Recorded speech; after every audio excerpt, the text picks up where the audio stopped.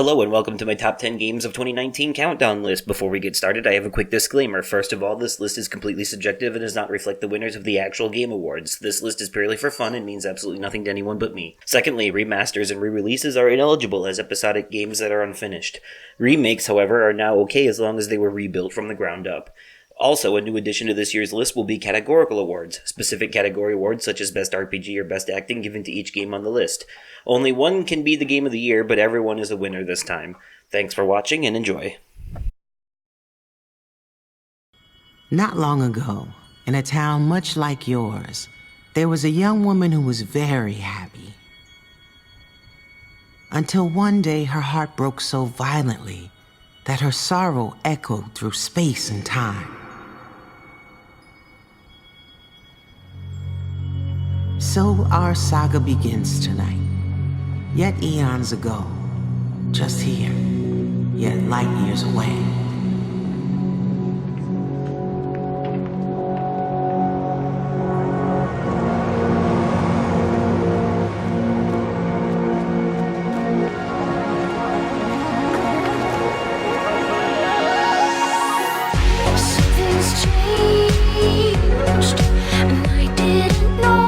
What the hell even is this game? Well, I'll tell you. At its core, it's primarily a rhythm game. The game never misses a beat, quite literally, as you go through these different tracks, collecting hearts, avoiding obstacles, and attacking enemies, all set to this trippy electronic pop soundtrack. The game takes place in a metaphorical mind stage. A girl who enjoys writing music has her heart broken and loses her passion for it. What happens next is a trippy adventure through her mind and soul that sees her take on the form of a biking superhero called the Fool, and she goes after physical representations of all of her own inner demons. It quickly goes from what is a simple, random game to a hybrid mashup of different arcade genres, all set to the same soundtrack. 1 minute, it's an endless runner. 1 minute, it's a space shooter. Then suddenly, it's the cutscenes from Mortal Kombat, and at times, it even reminds me of modern Sonic games. But the whole time, it remains a rhythm game at its core. It starts to get really difficult in the later levels as well, switching to first-person perspectives at times, other times pulling crazy tricks like switching you between two different tracks as you're driving, or forcing you to drive on walls or ceilings to avoid obstacles. And if you hit something once, you die and respawn. But the respawn mechanic in this game is actually very forgiving, never putting you too far back. And the song just makes a rewind noise and immediately picks up where it left off without missing a beat like nothing ever happened. I don't know how they did it, but these developers created a genre mashup rhythm game the likes of which I've never seen before, and it works so perfectly well. Overall, this game is easily one of the most fun games I've played this year. It's only an hour long, but it has a very, very high replayability factor. I almost gave this one my best soundtrack award, but we're going to save that for another one down the list. This game, however, does get my best music game award.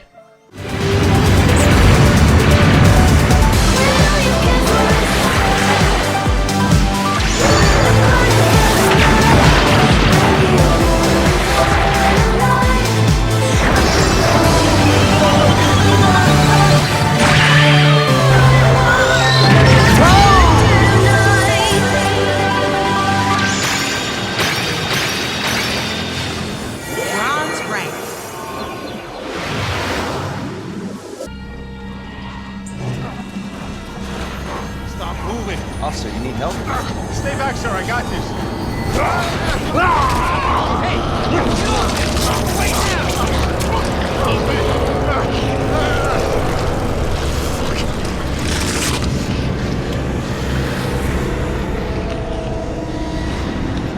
I used to have a rule about no remakes on my list. I still won't do remasters, but remakes are now okay as long as they were completely rebuilt from the ground up. Such is the case with this entry on my list. The Resident Evil 2 remake is so much more than just a simple remake, it's almost a complete reimagining of the original game.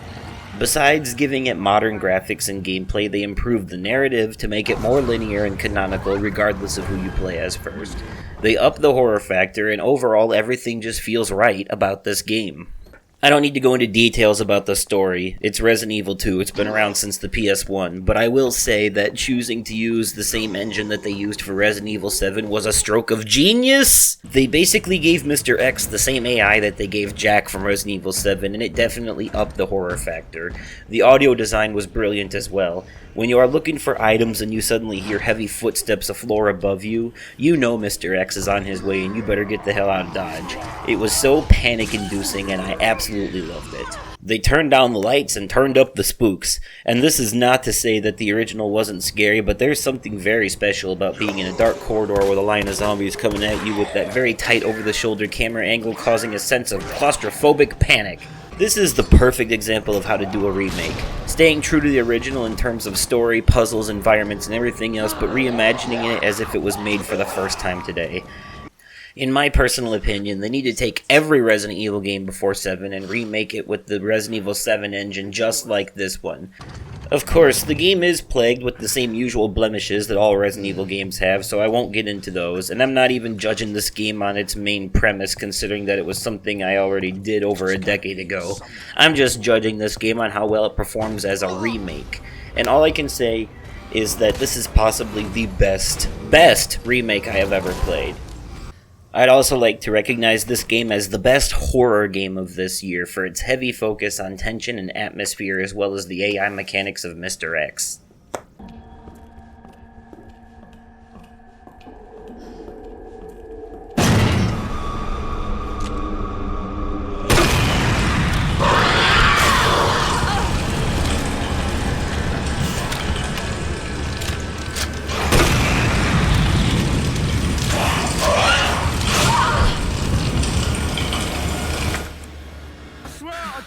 He spends all his time with... You little prick! You better run! Listen, don't let the spends all his time. You little prick! You better run!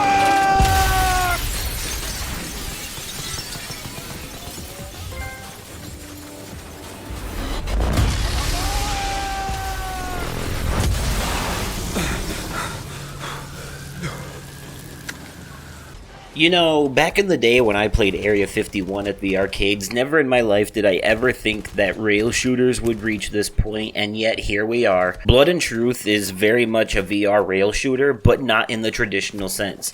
Much like Sayonara Wild Hearts, it takes an already existing genre and builds more around it. The core element of gameplay is that of a rail shooter, complete with certain segments where the character is running on their own and it's your job to shoot people. The game even keeps track of your scores in each level.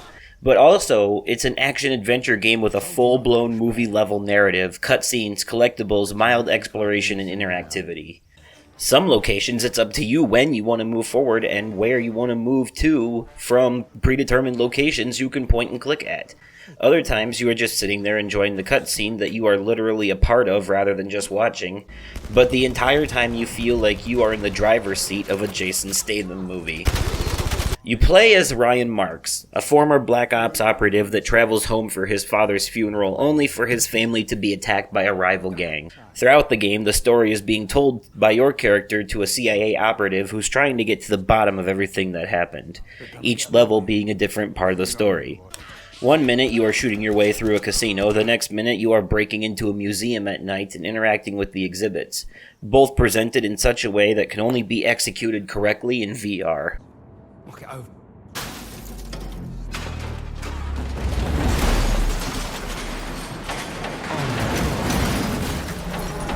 The game is very immersive. Everything from holstering your weapons at your hips and on your back to pulling ammo clips from the pouch on your chest, interacting with things in the environment, and the other character's awareness of your presence. This is a prime example of the kind of things VR can pull off when used to its full potential. The game also has a fantastic soundtrack and was another candidate for Best Soundtrack this year, but at the end of the day, I have to give it the Best VR Game of 2019 award.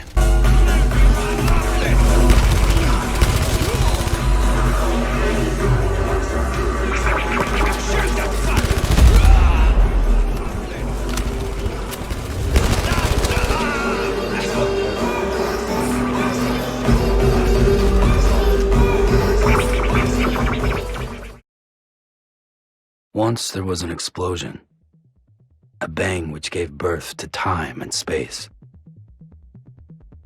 Once there was an explosion, a bang which set a planet spinning in that space. Once there was an explosion, a bang which gave rise to life as we know it. And then came the next explosion. Holy hell, what a divisive game. I have never seen people more split over a game in my life. In fact, it's gone so far that people who genuinely enjoy this game are outright targeted and attacked by people who think no one should enjoy it just because they don't. And that's only part of the reason it's number 2 on my list. When a game is this divisive, to me, it's doing something right, because in order for a game to not be divisive, it has to be comfortable, and comfortable games are more or less copy-pasted, same old, same old. People are comfortable with games like Call of Duty because there's little to no innovation between entries every year, and it's familiar ground that they can keep coming back to. Games like this scare people and confuse people because they're different, and that's what I love about it. On the surface, it definitely looks like a game where you just walk around hazardous terrain balancing stacks of packages on your back and delivering them to holographic introverts across the country. But what Death Stranding actually is, though, is a sci-fi adventure thriller about reconnecting America after a post-apocalyptic event calls us all to be shut-ins. The game is kind of heavy-handed with the politics, and it's not very subtle with its messages, but it's more about the execution. Let's talk about the gameplay first, because that seems to be the part everyone judges at first glance. Yes, a good portion of the gameplay sees you delivering packages, but it's the mid-max balance that surrounds this that makes the game so addicting. You have to prioritize and accommodate, considering things like the terrain, the types of enemies you might run into, and so on and so forth, before actually making your journey. Trying to balance the packages and not fall and damage them, trying to keep them protected from terrorists who want to steal them, and keeping yourself protected from ghost-like creatures called BTs. All of this plays a huge role in getting from point A to point B with you and your cargo all in one piece. And early on, the game can feel a little bit tedious, but once you hit Chapter 3, it really opens up. Eventually, you start getting weapons that allow you to fight back against the terrorists and the BTs. You can build roads that you can drive on and zip lines that you can zip on to make delivery so much easier. You can use bikes, trucks, and floating carriers for excess cargo, and did I mention that you can kill ghosts with your own blood? It's a Hideo Kojima game, so you can expect weirdness. I'm not even going to try and explain what the baby is all about, where the BTs came from, why they make grenades out of your urine, or any of that nonsense, as it's easier to understand than it is to explain. But the back-of-the-box synopsis for the story is that you play as Sam Porter Bridges, a delivery man in a post-apocalyptic world with a special disease that makes it so he can not only sense the BTs, but also not die. Due to his unique capabilities, Sam is recruited by the dying president of the dying United States to help reconnect America with a new type of internet called the Cairo Network, while simultaneously traveling from the East Coast to the West Coast to save the president's daughter from a group of terrorists. Along the way, you'll meet a cast of crazy and unique characters, each with their own special quirks and backstories, some of which made me very emotional. A lot of these characters had a rough past, and the way that their story is conveyed is done in such a beautifully cinematic fashion that only Kojima is capable of implementing into a video game. One of the best and most standout things about this game, though, would be how it handles the online components. There's no actual multiplayer, but there is a Dark Souls-esque system where players can leave messages and signs for you as hints or warnings. Players can also leave behind useful things like bridges, ladders, zip lines, and so forth that will make your job much easier thanks to the people who came before you. The catch, though, is that you always have to make the initial journey on your own, as none of this stuff will show up until the nearby facility is connected to the Cairo network. It's a very nice and friendly multiplayer system that helps you regain some level of hope in humanity.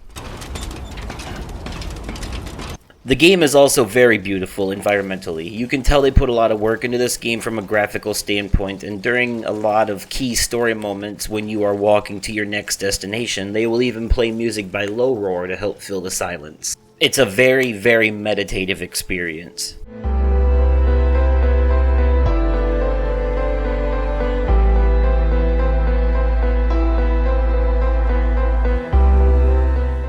This game is simultaneously meditative and stressful, peaceful and exciting, easy yet hard. It shows what Kojima is capable of when fully unleashed and not held back by the reins of Konami.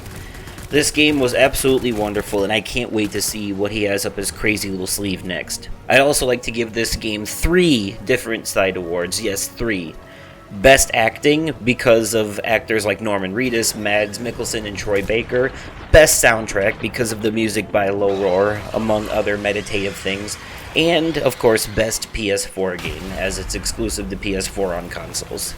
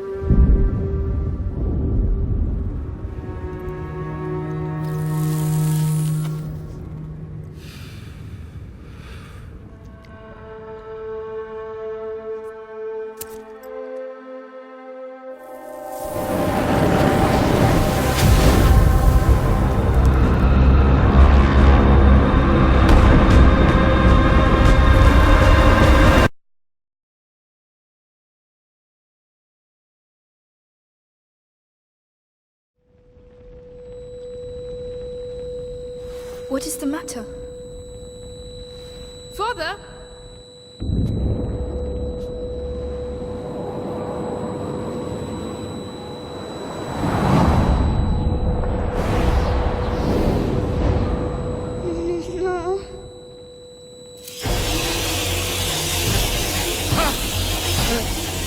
No. No! Quick! The knife! Father, no! The knife!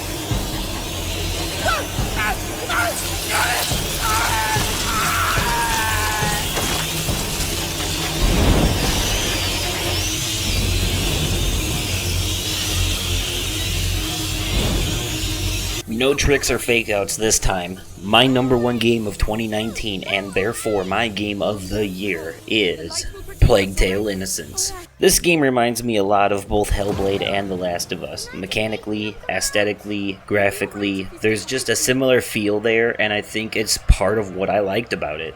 The story follows Amicia de Rune and her brother Hugo during the time of the bubonic plague. After losing their dog, their father, and their mother, the two are on the run from the Inquisition, who are hunting them down because Hugo is infected with the plague. Throughout the game, you have to use stealth and alchemy to outwit and outrun your enemies in order to survive. Your only weapon being a slingshot that throws rocks. It can be used to knock out enemies with a headshot, but at the same time, you have no way of fighting back if you are caught, and you immediately get a game over. The enemies also run faster than you, so your best bet is just to not get caught. Besides the Inquisition, there are also the rats to worry about, and let me just tell you, the rats are probably easily the best thing about this game. First of all, the fact that they were able to render so many of them so perfectly without it causing graphical hiccups and glitches is beyond impressive for a game with less than a AAA budget. Secondly, the rats will swarm and eat alive anything that isn't in the light. You can use this to your advantage when you need to progress, and there is Inquisition guards in your way. Throw a rock at their lamp, and watch as the rats do your dirty work, and then sneak on by while they're distracted. The game definitely makes progression feel like a puzzle, putting obstacles in your way that you have to use logic to figure out a way around, and it's not always immediately obvious. The story is more in-depth than I expected it to be, introducing a full cast of characters that join you on your journey, Lord of the Rings style, each with their own unique capabilities that help you progress in different ways. Also, I'm going out of my way here to avoid spoilers, but all I will say is that near the end of the game, something very interesting happens with the rats, and it pulls a complete 180 that feels very satisfying to the player.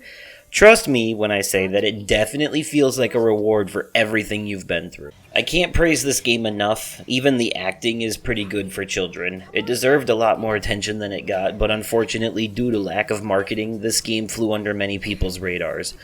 Hopefully after watching this, it will encourage you to go out and play it yourself.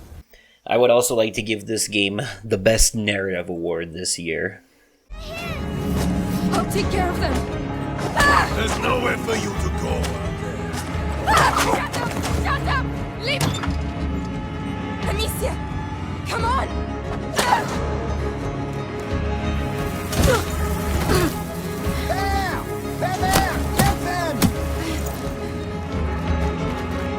Amicia!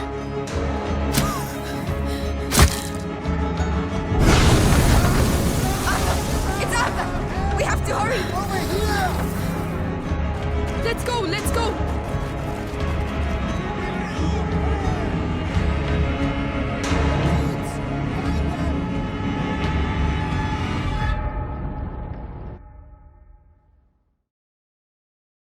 Well, there you have it. That was my top 10 games of 2019. What do you think of the list? What were some of your favorite games this year? Game of the year? Let me know in the comments down below. And now, to finish the video, here's a montage of all the games I played this year that didn't make my top 10, but I still enjoyed them. Thank you, and good night.